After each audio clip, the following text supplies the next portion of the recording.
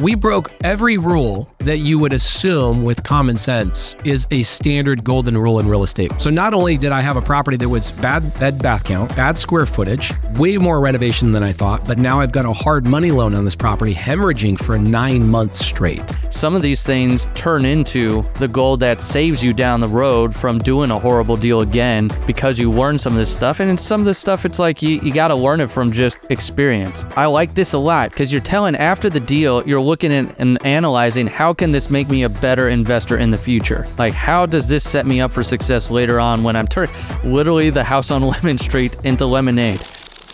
Hey, I am David Richter, and today we're talking about what happens after the deal because your first deal is just the beginning. I am David Richter, your host, and I am the author of Profit First for Real Estate Investing. I am also the owner of Simple CFO, a fractional CFO company, but I know I look like the nerdy numbers guy, but I'm also done about 850 deals in the real estate space. So I'm excited about this because I've done the sub 2, wholesale, all that stuff, but we get to talk to the one and only Pace Morby today, which, I mean, he is the ultimate real estate investor, in my opinion. Like he's out there, he's hustling, he's grinding, but he's also helping literally hundreds of thousands, if not millions of people either get their first deal or build such a great community. So Pace, thanks for being on the show, man. David, you are one of my heroes, brother. We utilized your service for about 18 months and it transformed our entire business. So thank you so much. It's good to be with you. Yeah, well, it's great to have you here, and we get to talk about a deal. Absolutely. This is a great deal to talk about. It has multiple layers of challenges that I went through, tons of lessons that I want to impart on the audience today. So Pace, tell me about this deal in Tempe. This deal in Tempe, it's a 3-bed, 2-bath, or so I thought. Great little property in the heart of the city, right next to the college. And I was offered this deal at $188,000 from a wholesaler.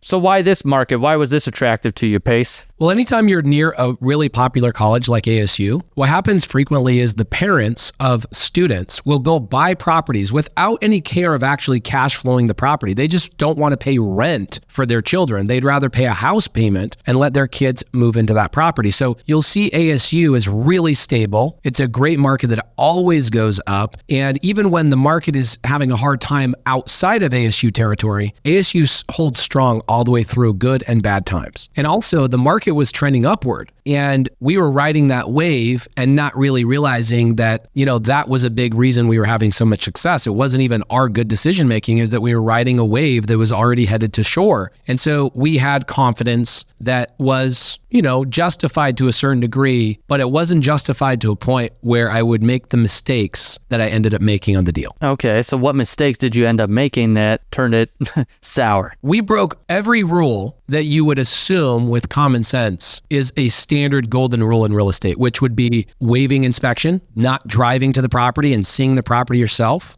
going off photos that the seller and the wholesaler sent to you, and not realizing that it's their job, the seller and the wholesaler, to try and sell you on the opportunity. So they're going to send you the best possible photos. They're going to doctor them up. And so we fell victim to all of that because of this confidence that we had going into this deal. So this is what I did, David. This is where the first mess up I did. I was romanced by the city. I was romanced by the idea that Tempe could sell really easily. So Juan sends me this address on Lemon Street. It's ironic that the name of the street is Lemon because this ended up being a lemon of a deal.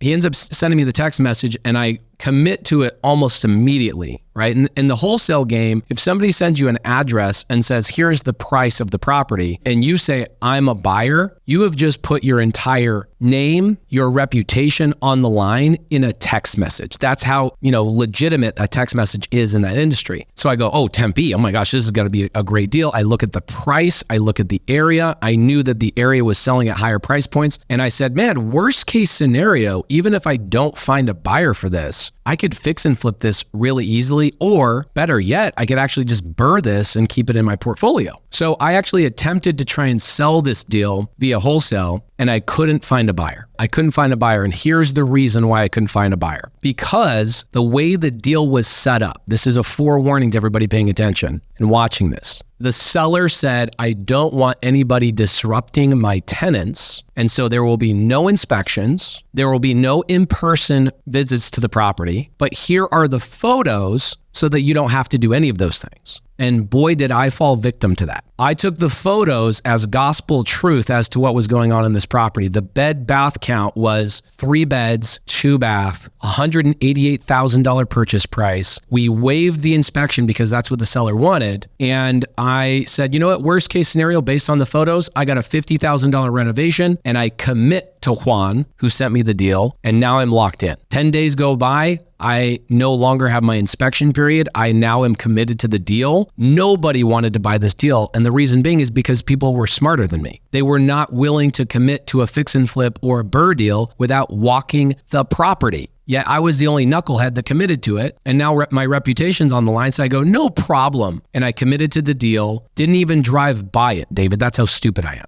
Oh, man. Didn't even drive by it. It's like 4 miles from my house. And I close escrow on the deal. And that is where the nightmare began. Okay. So yeah, like what happened? You closed escrow and then, yeah, I'm on the edge of my seat here. I closed escrow and here's how I came up with the money for the people that are newer in the industry. I got a hard money lender and I have a really great hard money lender here in Phoenix, Arizona that will fund 100% of my purchase price and my closing costs. And the company, there's just a small little company. The name of the company is Frank West Capital. If you guys are in Arizona, they only fund in Arizona. And they gave me all the money. So I didn't have to worry about money at all. I close on the deal. I show up to the property and there's 18 people living in a property that I was told there was only 2 tenants and they were moving out on the day of escrow. I knock on the door and there's 18 people in here. Drugs are going on. All sorts of things you can't even imagine are going on. And what I very quickly learned, David, was that the photos and the story I was told were completely wrong. The property was a 2-bed, 1-bath house, and about 600 of the square feet, they were never permitted, and they were just hodgepodge put together. And the people that sent the photos basically photoshopped them to make me believe. And a simple drive-by would have helped me prevent this problem from happening. So you could have noticed this from just driving by. Just by driving by. I didn't even need to go inside the house. And I think that's the reason why I was having a hard time selling it. I was thinking, okay, maybe I'll just make a quick $10,000 assignment fee on a wholesale deal. And I end up putting it out on my list and no bites. Nobody cared. Nobody wanted the deal. And I'm like, man, what's going on? The reality is those buyers were driving by the property and they were like, nope, that's not a deal. So I now have a rule in my company. We don't care if there's photos. We don't care if there's videos. We absolutely have to have an inspection on the property, even if it's just one of the owners or one of the people on the team. And we never go by photos. We never trust photos because of this exact deal. So not only did I have a property that was bad bed bath count, bad square footage, way more renovation than I thought, but now I've got a hard money loan on this property hemorrhaging for 9 months straight. So this meant that I couldn't refinance on the BRRRR strategy like I planned to when I kept it. And I ended up having to hold it a lot longer. Here's what we ended up doing. I was very, very lucky. I convinced my business partner, Cody Barton, who you know. I said, why don't we just turn this property into our temporary offices? And then that way our company can pay the office expense. And that way we're no longer hemorrhaging on the hard money loan out of our pockets or out of our investment account. Now, it was still an expense, but luckily the lease on our previous property that we were leasing in our office had come due. Instead of renewing, we moved into this house and we finished the project and we were able to cover the cost of the hard money because of that. But here's the thing, that is straight luck. Other people are not going to have that situation. Yeah, 100%. And so double timeline, double budget, way more money, way more problems, way more everything than what we originally planned. And it was because I simply went off photos and I went off the word of somebody else instead of doing my due diligence. Yeah. So it was really that before the deal that made the after the deal that much worse in this situation. I will say too, I liked one thing that you said during this process, that you put in a company policy and like the hard and fast rules. So I feel like that's something that if you're watching this, like take that away. Like some of these things turn into the gold that saves you down the road from doing a horrible deal again because you learn some of this stuff. And in some of this stuff, it's like you got to learn it from just experience. So that's like now I'm sure every single property you've inspected. There's a difference in telling somebody that the stove is hot and actually experiencing a burn. And right? Burning your hand. Okay, so then obviously don't go there only based on photos. What other things, is there anything else important from this property that you want to share with investors that are listening to? There's another thing that I should have noticed as well is that the tax assessor's website said that the property was only 1,200 square feet. But the owner said, oh, no, they just haven't updated their records. We had 600 square feet added, permits, etc. We should have asked for the permits. We should have asked for proof. We didn't because we were excited about getting our hands on a deal. And guys, when you're new to this business, I can tell you the excitement for a deal is the most intoxicating feeling you'll ever have. Do you agree with that, David? I agree with that 100%. Yep. You will run head into a brick wall if the brick wall says deal on it. That is what people do. They make really bad decisions. I made bad decisions as well. And so luckily, we added multiple policies to this. We now, if somebody says, I have square footage that was not originally on the tax assessor's website, we call the tax assessor. We then call the permit and planning department and we say, these numbers are off. The seller says this, you say this. Who's lying? Because I will tell you, we have also found where tax assessors have failed to update their records, and sometimes the sellers are correct. And so that's another policy I would add is make sure you verify square footage. That was actually the most challenging part, was adding 600 square feet. I like this a lot because you're telling after the deal, you're looking at and analyzing how can this make me a better investor in the future? Like how does this set me up for success later on when I'm turning literally the house on Lemon Street into lemonade, like down the road. So pun fully intended here for that. But that's where I love that because now you're analyzing all that. And I think so many people miss out on the after the deal of analyzing what went right and what went wrong and how do I duplicate what went right and how do I stay away from what went wrong. If you're watching this is the gold where you could take it and say, okay, I'm not doing that. I'm never, ever going to buy a property sight unseen with just the seller telling me what's going on here and listen to the real things that made Pace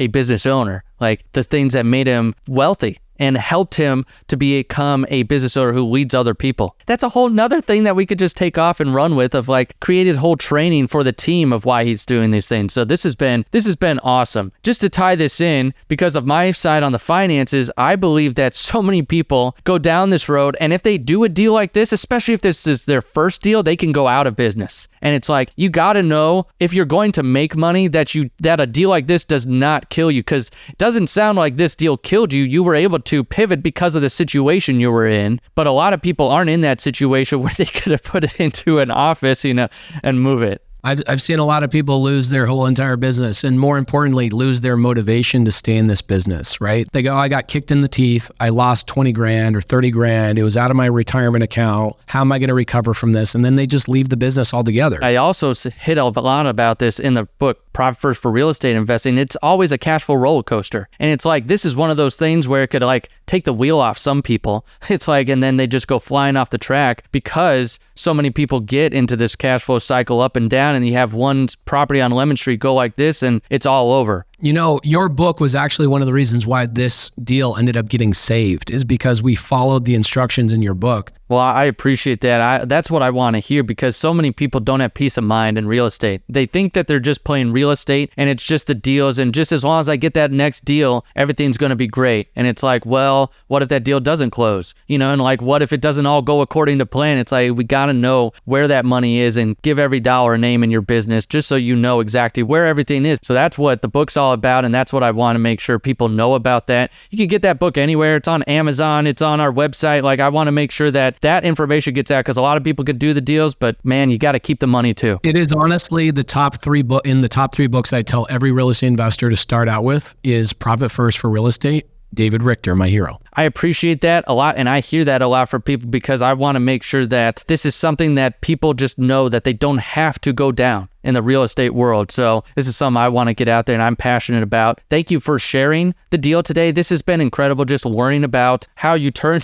the property on Lemon Street into lemonade, and you still have that property, right? I still do. Yeah, that property, I think we've made a couple $100,000 on it because of the way that we structured the deal and we structured the money. Thanks to you, brother. I appreciate you. Thank you so much for watching After the Deal. Man, this has been an awesome episode with Pace. He's helped so many people. And then if you want that book that he kept referencing that's helped him him a lot, go to simplecfo.com. You can grab the book there or at Amazon or anywhere there. I just want to get that message out that you can keep more of what you're making and don't have to live deal to deal. And then be sure to like to subscribe to this channel, because this is where you're going to be learning about After the Deal and more releases from Bigger Pockets. Both Pace and I can't say enough good about them and the impact that they've had in our lives as well. So thank you so much for watching After the Deal.